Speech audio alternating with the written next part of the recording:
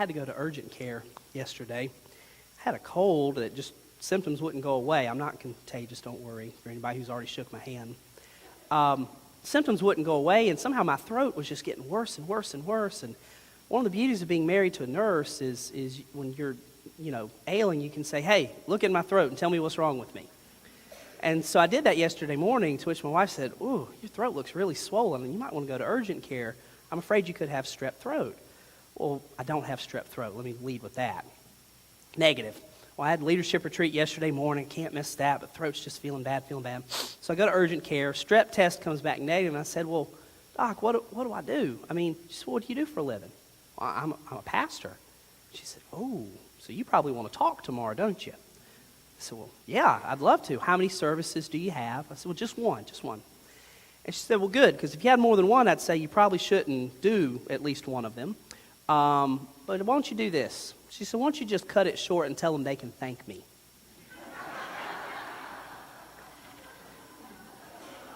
I said, cut it short, Doc. What do you mean? And she said, look, I'm a church person. I know you all get up there and there's fluff in all your sermons.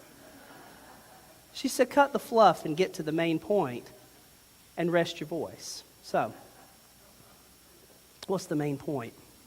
This month we begin a sermon series on a mission, we're calling it, following Jesus through the early parts of Luke's gospel as he sets out in ministry. On a mission really is the statement of his life, isn't it? The life of Jesus. He's constantly on this mission to save the world. We tend to think salvation's wrapped up in the death and resurrection of Jesus, but that's the culmination.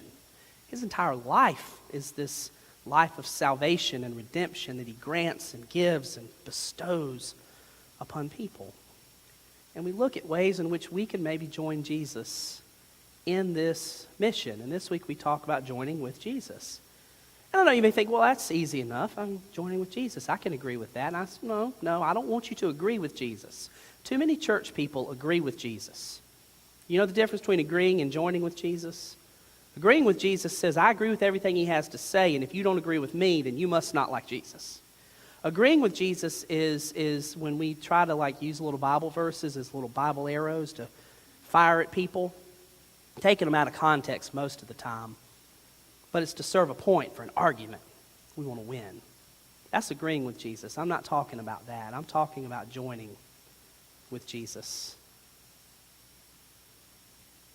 Joining with Jesus, the life of this man who gave so much to so many. And we begin the journey of this mission, joining with him.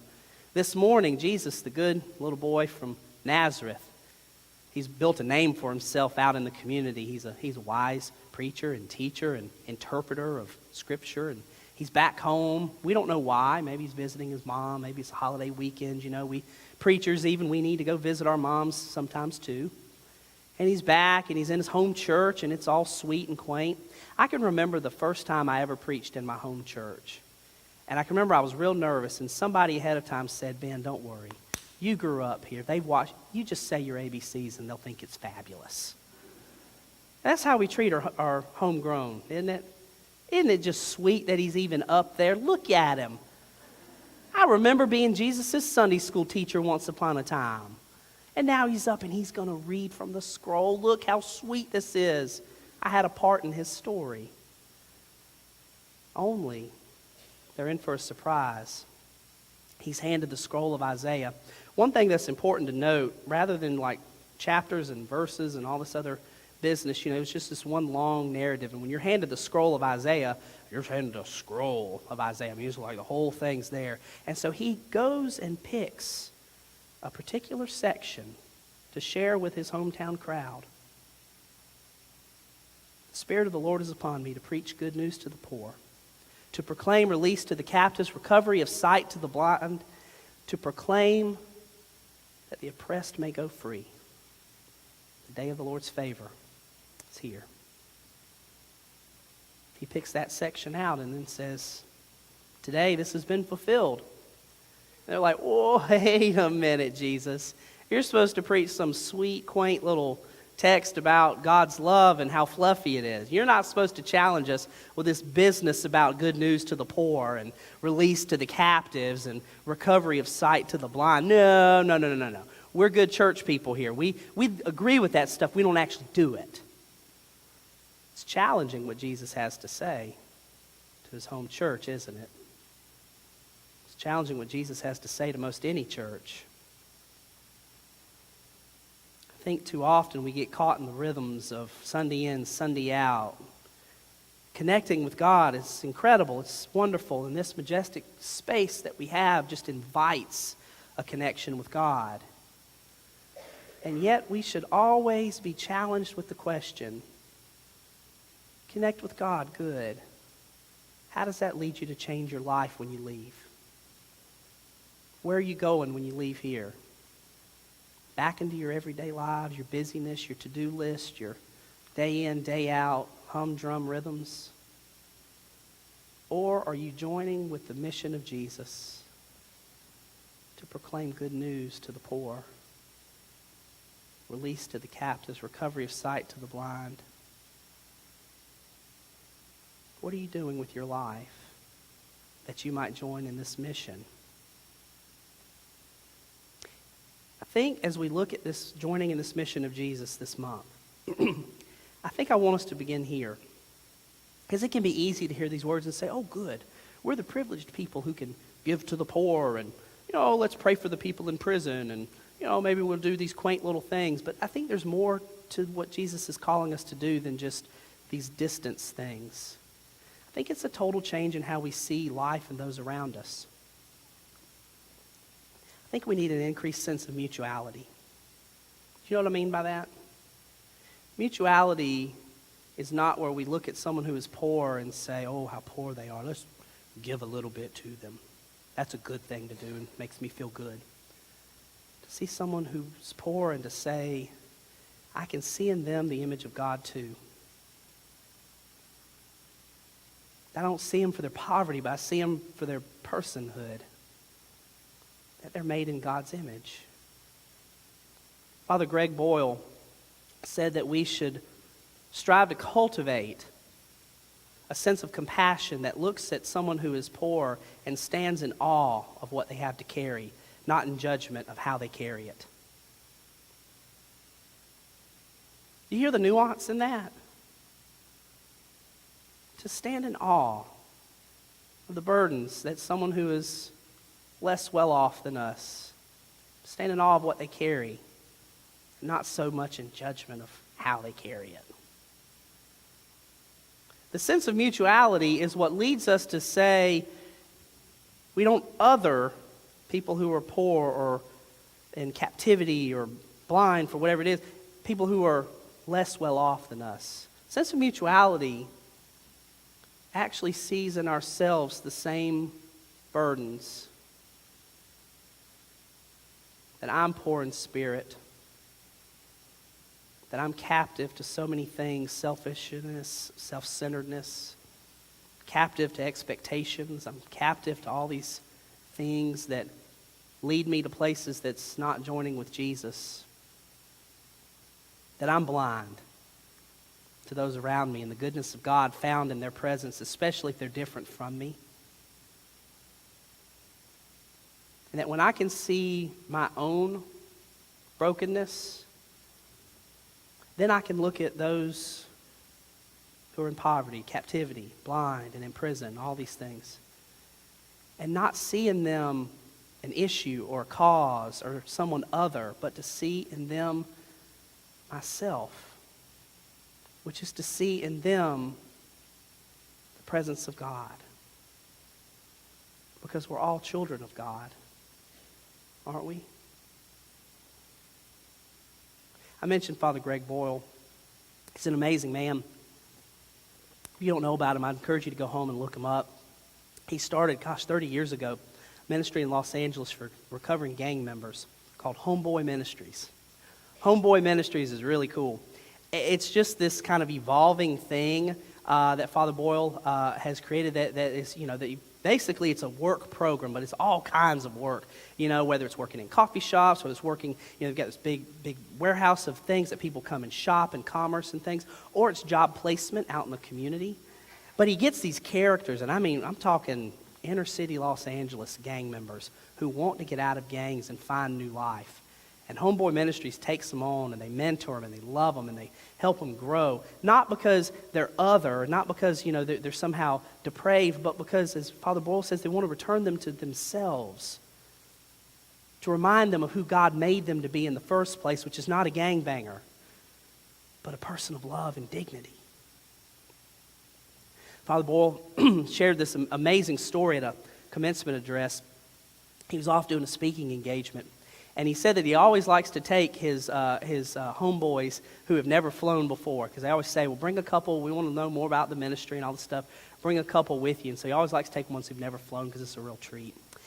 And they get to the engagement, and he speaks, and then a couple of the homeboys speak and give their testimony, essentially. And then it's Q&A time. Now, he had brought with him to this particular engagement a young man named Mario. Now, Mario, you can find this online, by the way. This is an amazing story. Mario is tattooed, from his feet to his head. Cheeks. Mario's, as Father Boyle says, Mario has got tattooed on his eyelids, the end, as though we needed confirmation, right, for when he's dead. Mario has just got tattoos everywhere. It's amazing. But he also said, if you asked anybody at Homeboy Ministries who the most beloved and gentle and amazing person there is, they wouldn't say Father Boyle. They'd probably say Mario, he says. Because that's just who he was. He worked at the pastry counter in the lobby of the ministries. So Mario tells this story, and it's Q&A time.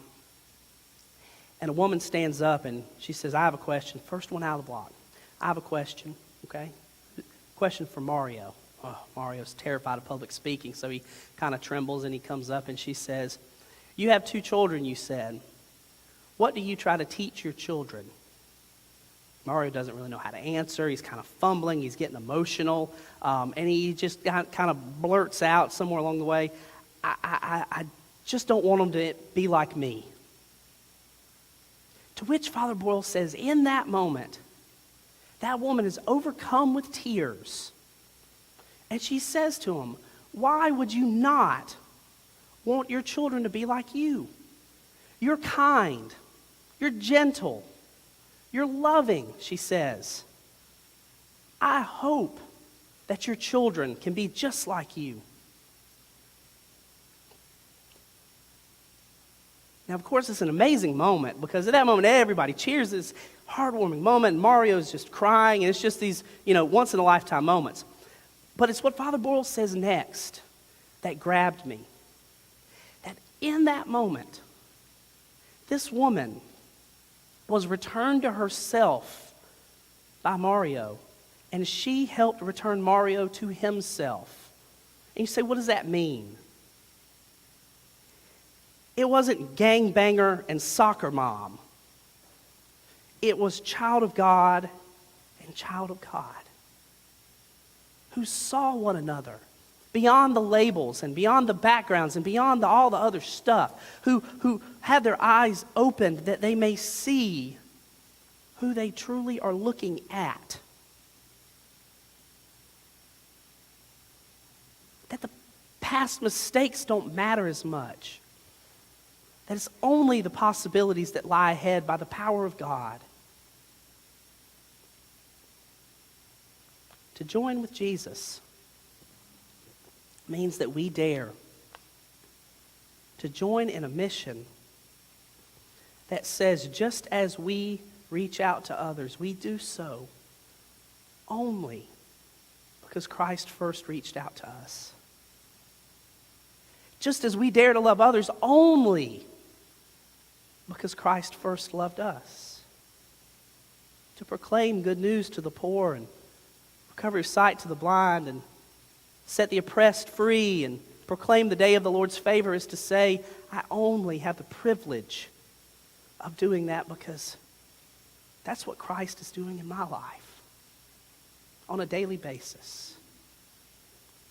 We join with Jesus and give our life to this mission.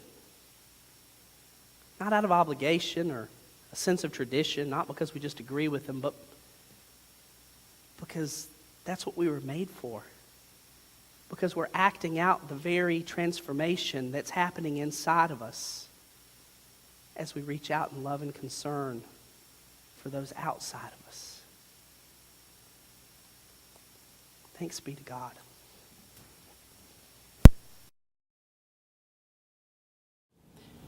Hey, thanks for watching the latest sermon here at historic Trinity Church in Savannah, Georgia. I'm Reverend Ben Gosden. I'm the senior pastor here at Trinity Church. And I want to take this opportunity to invite you. If you're ever in Savannah, Georgia, we would love for you to visit us on Sunday morning at 11 o'clock. We're located on Telfair Square, been here since 1848. Also, you can check out the comments below for a way to give if you feel so led. Again, you're welcome anytime here at Trinity Church.